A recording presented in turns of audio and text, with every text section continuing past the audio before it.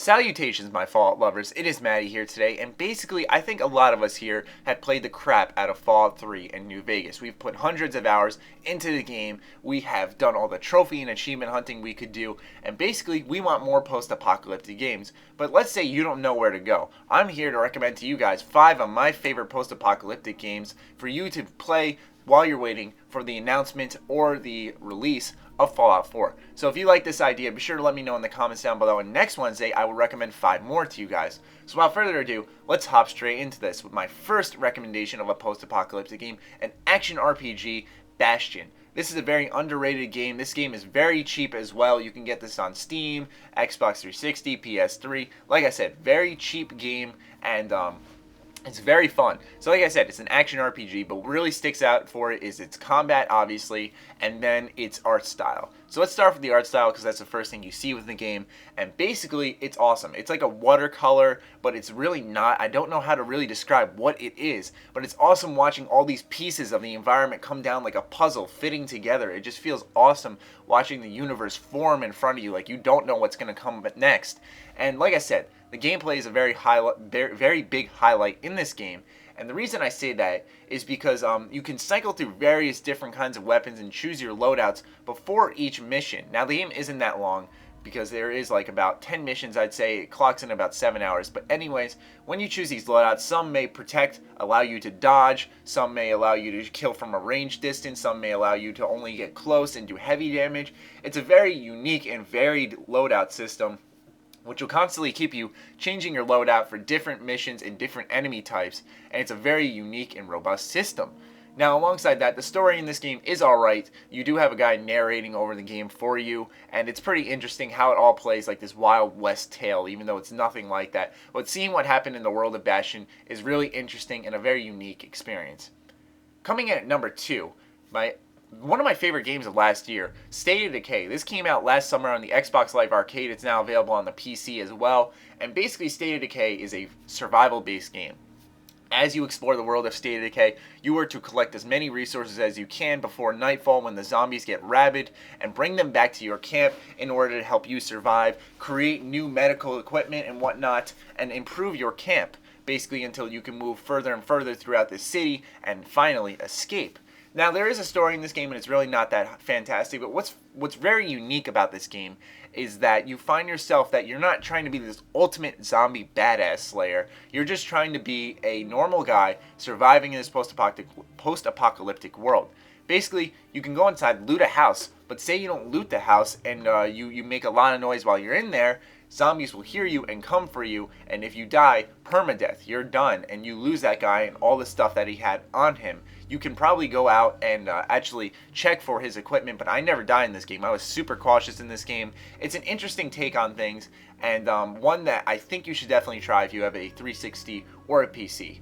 Once again, $15 downloadable title. You should definitely give it a try, and I actually think it's on sale right now on Steam, so be sure to go ahead and give that a check. Anyways, number 3, probably my favorite game on this list, Metro Last Light.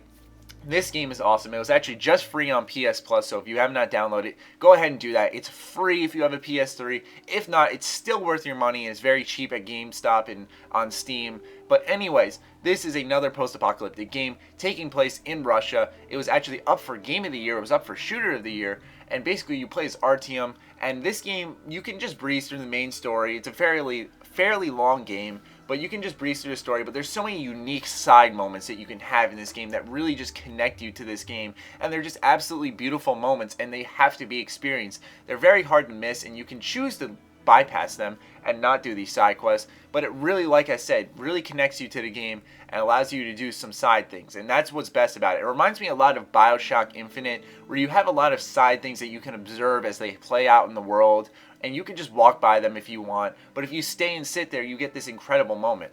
Now, alongside this is also a post-apocalyptic game, so you're going to be killing a lot of monsters. Fortunately, there's awesome weapon customization, there's an awesome stealth system. While the AI isn't that good, and if you're in the dark, it plays on a light and dark system. If you're in the dark and they're standing right in front of you, they will not see you. But like I said, it's a fun stealth system. It also keeps you changing up your weapons, because basically at every hub inside the game, you're allowed to cycle out your weapons, change out attachments and whatnot, and really customize the hell out of your gun with different stocks, sights, silencer or not. It's your choice, and it's a very interesting system. But the monsters are really intimidating in this game as well, and something you really need to keep your eye out for, because it's a very intimidating game at the same time, because everything is just scary in this game. Not like horror scary, but you want to be very cautious in this world because you don't know what's going to come up next.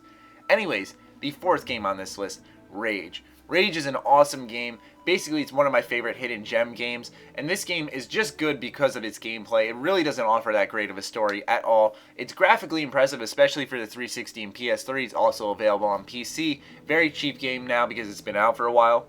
And basically, like I said, the gameplay is the highlight, so I'm just going to describe that to you guys. Also the world design in this game is pretty awesome, but the gameplay, like I said, is the highlight, with the various types of weapons and accessories you can use, to say the least, such as a boomerang that you can throw and chop off someone's head. If you chop off their head, the boomerang comes back to you. You can also use like C4s and different types of things. You can use a remote car or a remote control car that has a C4 on the top of it, roll it into a group of enemies, blow them all up. It's a very gory game. It's one of the first games that used the reactionary animation system, where you can like shoot them in the right shoulder and their right shoulder goes back.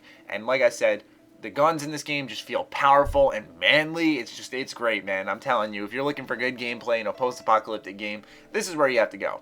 Anyways, the final and fifth game on this list, only for the PS3, unfortunately, Resistance 3. This game is awesome. It totally blew me away because I really didn't expect it to be this good. Once again, this is another gameplay-focused game. That's where all the greatness in this game is. While there is an interesting story in it, it's nothing that's going to really wow you. But like I said, the gameplay in this game is just... I remember when I was playing this game 2 years ago, and I was just absolutely sucked into my TV. I could not break my focus. It's such a cinematic game as you travel across the United States to do what I will not spoil for you guys. I would show you more guns, but the gameplay's already showed you enough. I will not spoil it more for you guys. This game has some of the best guns in gaming I've ever experienced, and if you have somehow not played this game yet, be sure to go ahead and check it out.